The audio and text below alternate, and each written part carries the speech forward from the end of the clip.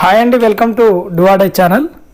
అయితే విషయంలోకి వెళ్తే వీడియో నచ్చితే మాత్రం లైక్ చేయండి, షేర్ చేయండి, సబ్స్క్రైబ్ చేసుకోండి. మరిన్ని వీడియోలు మీకు రావడానికి అవకాశం ఉంటుంది.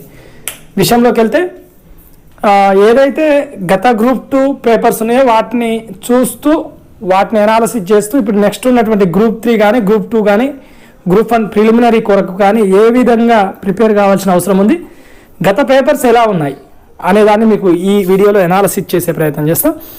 సపోజ్ 2008 నుంచి పేపర్ చూస్తున్నాను నేను. 2008 గ్రూప్ 2 పేపర్ చూసిన, 2011 ఎగ్జామ్ చూడడం జరిగింది, రాసిన నేను. అది 12 కూడా రాసిన. రీసెంట్గా జరిగినటువంటి 2014 నవంబర్ పేపర్లను కూడా చూడడం జరిగింది. అంటే నేను రాసిన ఎగ్జామ్ రాసిన. అయితే గత పేపర్స్కు ఇప్పుడు వచ్చేటటువంటి పేపర్స్కు చాలా మార్పులు అనేది రావడం జరిగింది. ఉదాహరణ 11 పేపర్ కానీ 12 పేపర్ కానీ పరిశీలిస్తే ఒక పేర్లర్గా కనిపిస్తుంది. 8 పేపరు మళ్ళా వేరే విధంగా కనిపిస్తుంది. 11, 12 పేపర్లు కంప్లీట్గా ఎవరైతే హార్డ్ వర్కర్స్ ఉంటారో, పుస్తక పురుగులురో వాళ్ళకు మాత్రమే సక్సెస్ వచ్చే విధంగా ఉండేది. ఎప్పుడైతే రాష్ట్రం విడిపోయిందో ఆ తర్వాత ఏపీలో కండక్ట్ చేసినటువంటి గ్రూప్ 2 ఎగ్జామ్స్ కూడా ఆ పేపర్లు కూడా అదే మాదిరిగా ఉన్నాయి. అంటే ఎవరైతే హార్డ్ వర్కర్స్ ఉన్నారో, చాలా కాలం ప్రిపరేషన్లో ఉన్నటువంటి అభ్యర్థులు మాత్రమే క్రాక్ చేసే విధంగా ఆ పేపర్స్ అనేది ఉన్నాయి. కాకపోతే 2014 పేపరు తెలంగాణలో ఉన్నటువంటి టీఎస్పీఎస్సీ పేపర్ మాత్రం కంప్లీట్గా డిఫరెంట్గా ఉందని చెప్పుకోవచ్చు. కాకపోతే దాంట్లో కూడా ఫస్ట్ పేపర్, థర్డ్ పేపరు ఇదేంటంటే ఇది అప్పటికి వచ్చి ఒక 6 నెలల ప్రిపరేషన్, సంవత్సరం ప్రిపరేషన్ ఉన్న వాళ్ళు ఆ పేపర్ని క్లియర్ చేసే విధంగా మంచి స్కోర్ తెచ్చుకునే విధంగా ఉంది. 2014 గ్రూప్ 2 పేపర్లను పరిశీలించినప్పుడు పేపర్ 1, పేపర్ 3, మళ్ళీ పేపర్ 2, పేపర్ 4 విషయానికి వస్తే ఏదైతే సోషియాలజీ, పాలిటీ, తెలంగాణ చరిత్ర, భారత చరిత్ర అన్నామో అదేవిధంగా పేపర్ 4 అన్నప్పుడు తెలంగాణ ఉద్యమ చరిత్ర. ఈ 2 పేపర్లు మాత్రం మళ్ళీ ఎవరైతే హార్డ్ వర్కర్స్ ఉన్నారో వాళ్ళకు అనుకూలంగా ఉన్నాయి. అయితే సరే, సక్సెసర్ ఒక్కొక్కరు ఒక్కో విధంగా పేపర్ 3లో స్కోర్ ఎక్కువ చేసి పేపర్ 1లో స్కోర్ ఎక్కువ చేసిన వాళ్ళు ఏమంటారంటే వాళ్ళది బట్టి విధానం చదువులు కాబట్టి వాళ్ళు ఎక్కువ చేశారు అనేది వాళ్ళ వర్షన్లో వాళ్ళు చెప్పుకోవడం జరుగుతుంది.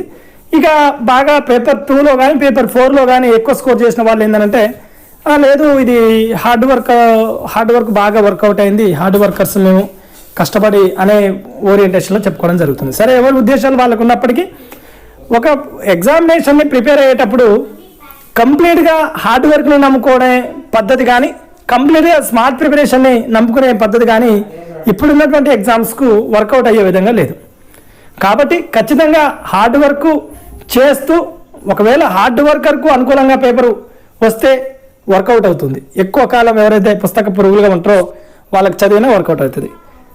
కానీ స్మార్ట్ ప్రిపరేషన్ అప్పటికప్పుడు వచ్చినటువంటి కాంటెంపరీ ఇష్యూస్ ఓరియంటేషన్లో ఈ 6 నెలల్లో ఈ సంవత్సరం కాల పరిధిలో జరిగినటువంటి అంశాలను అడిగినప్పుడు అలా స్మార్ట్ ప్రిపరేషన్ ఎవరైతే 1 ఇయర్లో వచ్చి సక్సెస్ అయ్యే అభ్యర్థులు ఉంటారో వాళ్లకు స్మార్ట్ ప్రిపరేషన్లో బాగా సక్సెస్ వస్తుంది. కాబట్టి అట్లా కూడా మీరు ఉండాల్సిన అవసరం ఉంది. అంటే పుస్తక పఠనానికే కాకుండా కాంటెంపరీ ఇష్యూస్, సమకాలీన అంశాలను దృష్టిలో పెట్టుకొని చదవాల్సిన అవసరం ఉంటుంది. కాబట్టి ఎవరైతే హార్డ్ వర్కర్స్ ఉన్నారో వాళ్ళు కొంత సమకాలీన అంశాలను గుర్తుపెట్టుకొని ఆ ఓరియంటేషన్లో ముందుకెళ్తే మీరు ఖచ్చితంగా సక్సెస్ అయ్యే అవకాశం ఉంది. కంప్లీట్గా స్మార్ట్ వర్కే వర్కౌట్ అవుతుందని కానీ కంప్లీట్గా హార్డ్ వర్కర్లకే సక్సెస్ వస్తుందని మాత్రం కాదు. మారినటువంటి విధానం 2014 పేపర్లో చెప్పినాం, 12, 11 లాంటి పేపర్లను కూడా మీకు చెప్పినాం. 2008 పేపర్ మరి కొంత ఈజీగా ఎవరైతే తక్కువ కాలంలో వచ్చి చదివేసారో వాళ్లకు సక్సెస్ అనేది రావడం జరిగింది. 14 పేపర్లో ఇప్పుడు 14 నవంబర్లో జరిగిన ఎగ్జామ్లో కూడా ఇప్పుడు ఎవరైతే అభ్యర్థులు ఇంటర్వ్యూ వెళ్ళిరో ఆ అభ్యర్థులు ఎక్కువ భాగం కొత్త అభ్యర్థులే ఉన్నారు. చాలామంది హార్డ్ వర్కర్సు అలాంటి పేపర్లని చేయలేకపోయారు. పుస్తక పురుగులు చాలా వరకు విఫలమైన పరిస్థితి ఎదురైంది. సో ఎలా వచ్చినా పేపర్ అనేది ఎలా వచ్చినా మనం సన్నద్ధం కావాల్సిన అవసరం ఉంటుంది. ప్రొఫెసర్ ఎలా తయారు చేసినా దానికి నైతిక బాధ్యత మనమే తగిన మూల్యం చెల్లించుకునే అవకాశం ఉంటుంది. కాబట్టి పేపర్ ఎలా వచ్చినా ఎగ్జామినేషన్ వాతావరణంలో క్రాక్ చేయడానికి సిద్ధంగా ఉండాలి. కాబట్టి ఒక్కటే పుస్తకం చదువుతా సక్సెస్ వస్తుంది, ఒక్క పుస్తకం మొత్తం చదివేసి సక్సెస్ తెచ్చుకుంటా అంటే మాత్రం నడవదు. ఒక పుస్తకంతో పాటు ఇంకొక పుస్తకం కూడా చదవాల్సిన అవసరం ఉంటుంది. ఒక పాలిటీ అన్నప్పుడు ఒక 2 పుస్తకాలని, ఒక ప్రామాణికమైన పుస్తకం ఒకటి ఏదో ఇన్స్టిట్యూషన్ మెటీరియల్ తీసుకొని చదవాల్సిన అవసరం ఉండదు. ప్రతి పుస్తకం అంతే అన్నట్టు.